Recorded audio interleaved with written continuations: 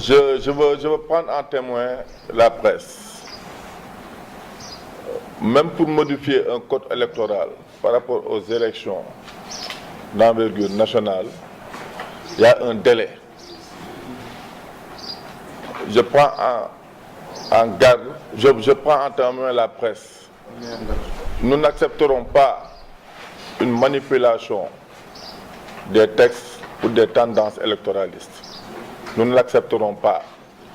Nous n'accepterons, il y a aussi des choses qui sont en train de se préparer. J'ai vu aujourd'hui dans la presse les gens dire qu'on va augmenter des clubs ou repêcher des clubs. Ça aussi, je pense qu'il n'y a aucune éthique dans ça. J'aurais compris avant même la fin du championnat de première division et même avant le début du tournoi de montée, on dit qu'on augmente les clubs. Là, après, il y aura un choix à faire, dire on va faire monter 3 clubs, faire descendre un club ou jouer un système de barrage. Mais actuellement, nous, on sent que c'est plutôt une manœuvre électoraliste. Il faut que les gens arrêtent. Parce que si on augmente les clubs, on aurait violé le règlement de la compétition de 2017-2018. Je pense que les juristes me comprendront, mais on aurait violé le règlement de la compétition.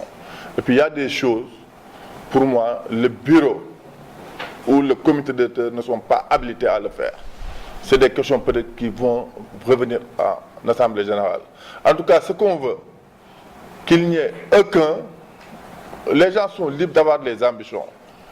Nous n'accepterons pas qu'on insulte notre intelligence ou qu'on insulte un peu tous les efforts que nous sommes en train de faire.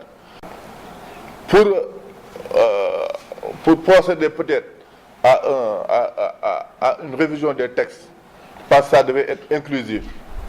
Si je prends au mot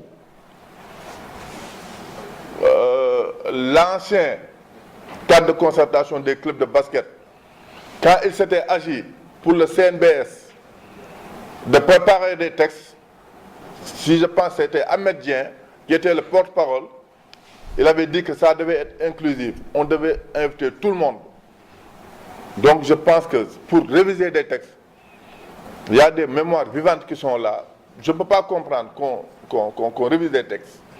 Si vraiment on est animé d'une bonne volonté, des gens, je peux parler de Mafal qui était là, et Ibrahim Ndiaye, c'est eux qui avaient aidé à élaborer les textes et qu'on ne les évite pas. Parce qu'ils sont peut-être des mémoires vivantes de ces textes, peut-être ils peuvent un peu donner des explications sur certaines dispositions qui peut-être ont fait l'objet de l'interprétation. Donc là aussi, il faut qu'on soit clair. Attendre à 3 ou 4 mois des élections, dire qu'on va réviser les textes, mettre des dispositions pour éliminer des profils, pour ajouter le nombre pas de clubs, mais le nombre de mandats. Parce qu'il y a certains clubs qui auront des problèmes pour amener un mandat. Tout ça, je pense que c'est des manœuvres malsaines. Parce que, je donne un exemple.